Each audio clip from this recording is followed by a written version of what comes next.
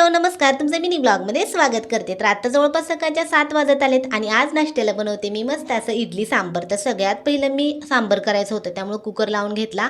कुकरमध्ये तुरीची डाळ घातली, थोडासा भोपळा, कांदा, टोमॅटो, हळद घालून एक उकळी आली का मग नंतर मी कुकरचं झाकण लावत असते. पाण्याला डाळीला उकळी येते तोपर्यंत लगेचच इडलीचं भांडं आहे तर घासून घेतलं. आठवड्यातून एकदाच इडली करत असते, त्यामुळे भांडं घासून घ्यायचं. घासून झालं की थोडंसं पुसायचं. एवढं सगळं होते तोपर्यंत डाळीला पण उकळी आली.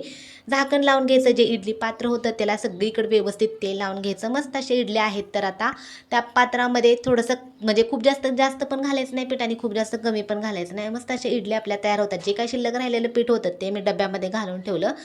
आणि नंतर आता मला बनवायची होती चटणी. तर चटणीची सगळी तयारी केली. एवढी सगळी तयारी होते तोपर्यंत डाळ पण शिजले. लगेच पटकन सांबर बनवून घेतलं. अशा रीतीने एकदम साधं सिंपल पटकन होणारं आपलं इडली सांबर तयार झाले. चला या पटकन तुम्ही नाश्ता करायला.